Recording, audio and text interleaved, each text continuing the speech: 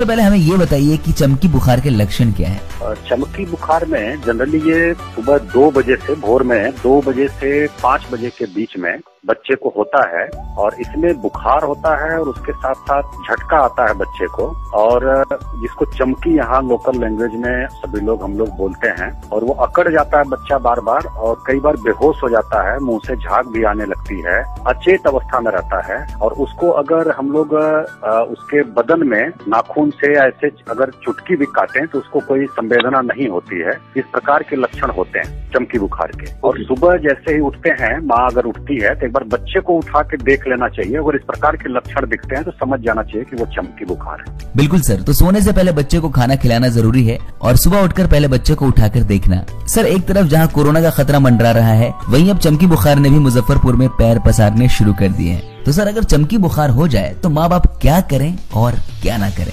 चमकी बुखार में अगर होता है इस तरह का कोई लक्षण दिखता है, आप बच्चे को उठाते हैं तो एक तो अगर वो बेहोश है तो उस समय उसको कुछ भी खिलाने पिलाने का मुंह से प्रयास नहीं करना चाहिए।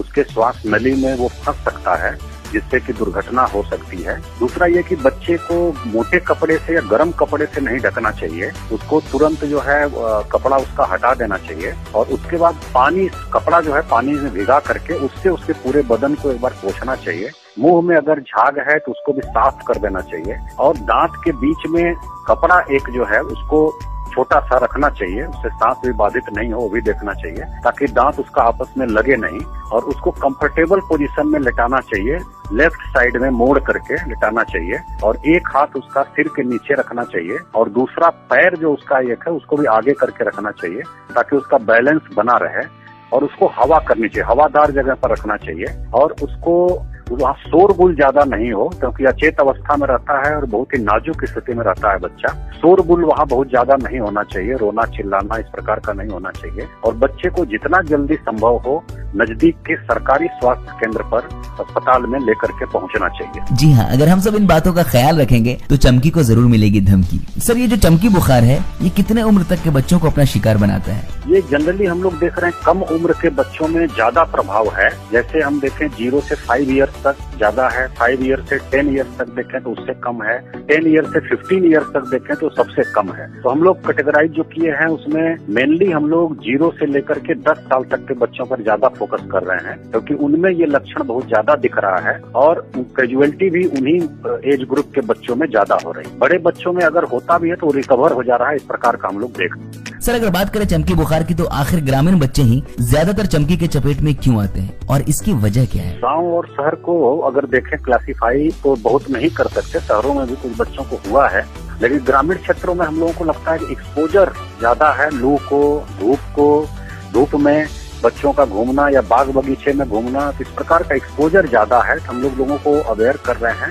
कि वो धूप में या लू में बच्चे को नहीं निकलने दे। जैसे अभी जो है पूरा हीट वेव का समय चल रहा है, हम लोगों के यहाँ टेम्परेचर 40 डिग्री के आसपास है, उससे ऊपर पहुंच रहा है। तो ऐसे में बच्चों को बाहर धूप में नहीं निकलने दें। कई बार बच्चे खाली पेट जो बाहर चले जाते हैं तो उसमें उनको हीट स्ट्रोक का चांस बहुत ज्यादा रहता है अगर पेट खाली रहता है तो खाली पेट बच्चों को बाहर नहीं जाना देना चाहिए और ध्यान रखना चाहिए कि बाहर नहीं जाएं। बहुत जरूरी कुछ है बाहर जाएं तो कुछ खा पी के जाएं और उनको कम से कम 2 बार जरूर नहलाना चाहिए, सुबह और शाम को। और शाम को अगर नहीं नहला पाते हैं तो कम से कम उसका शरीर जो है वो गीले कपड़े से जरूर पोंछ देना चाहिए और रात में उसको खिला करके ही सुलाना चाहिए। खा करके सोएगा तो इस तरह के चांसेस कम रहेंगे। जी बिल्कुल सही कहा आपने, खाना और दिन में 2 बार नहलाना भी बेहद जरूरी है चमकी को धमकी देने के लिए। बिग स्पॉटलाइट पर आज हम बात कर रहे हैं AES यानी चमकी बुखार की और हमारे साथ बिग स्पॉटलाइट पर बने हुए हैं DM doctor Chandrashekhar Singh. Sir, चमकी के लक्षण होने पर बच्चों को कितने देर के अंदर हॉस्पिटल लाना चाहिए ताकि बच्चे की जान बचाई जा सके?